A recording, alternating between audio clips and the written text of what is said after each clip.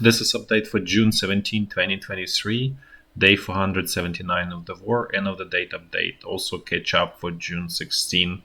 So just gonna quickly refresh. There is new data on the situation in the US financial system. So as you can see, this is the deposits in the US banking system. They dropped a little bit. So basically, as you can see, there is sort of slow motion, kind of like arrested situation. There is no sort of acute sort of signs of the problem. This is actually, if we look in conjunction with this two other indicators. So as you can see again, the interest rate went up a little bit, but the overall borrowing by the US banks remains more or less stable. So there is only sort of, as I said before, initial indication of some potential problems, but they are clearly, I would say, probably still not anywhere close. Now let's switch to the military update. So first of all, I want to mention one thing. Actually, I want to talk a little bit about Russia. So there was economic forum in Russia. Well, I think it's still going. And it's very interesting that the head of Wagner Group called this, effectively he called this economic forum is a senseless Vanity Fair. Basically, he clearly attacked it. And the reason I'm bringing this up is because, Russian president was sort of was prominent there, and he made a lot of sort of speeches there. And so in a way, it's kind of like indirect attack against Russian president. I really don't know where this is all going, but this seems like this power fight doesn't stop, doesn't end. And I want to say that head of Wagner Group has extremely strong support, popular support in Russia at this moment, and the Russian president is viewed more and more as, incapable old person who basically needs to retire.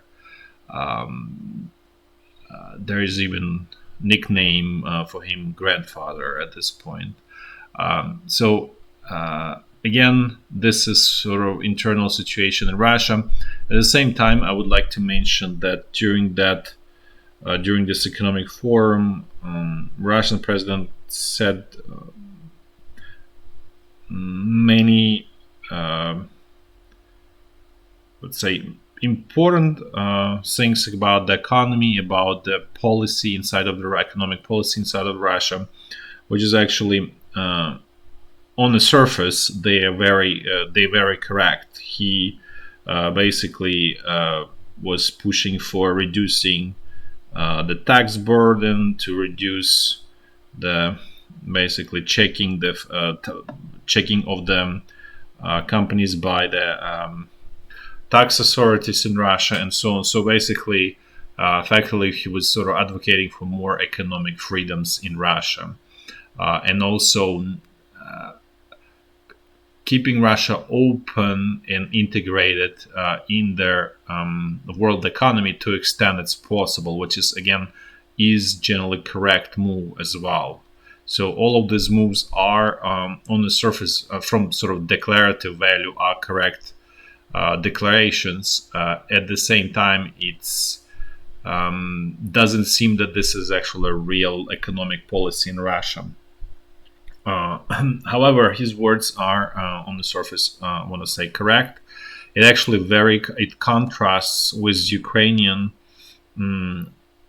political talk, where there is actually tightening screws going on, increasing in taxation, checking companies basically by tax authorities, and the whole point is to find some errors, to then fine those companies and generate revenue. So this is the basically mindset of Ukrainian political top, which again, as I said, is completely inept and leads country at this point to nowhere. Now let's switch to the military update, and we're going to do walks through the front line, starting from very north, and then we're going to go in a clockwise fashion. So first, situation along the state border is relatively quiet, relatively stable, no incursions from this Russian volunteers or Ukrainian forces. Now it's all sort of quiet. Russian side has full control over the village on the border. It's called Novatovolzhanka. So there's all of this sort of attempt to distract Russian military command sort of went away. Situation sort of back to normal. Now let's move to the North Lugansk front line. Things here also basically the same. Some local tactical Russian attacks, but really otherwise there is not much going on here from a big picture perspective. Then let's just move to North Donbass front line. Things here also quiet. Again, this tactical Russian attacks against Bilohorivka because they don't go anywhere. Otherwise, the front line here is essentially quiet from both sides. Now let's move to the central Donbass front line. Things here are a little bit more active from the Russian side. They renewed their attacks in their three major areas, which is this Avdiivka salient, then Marinka, and then Novomikhailivka.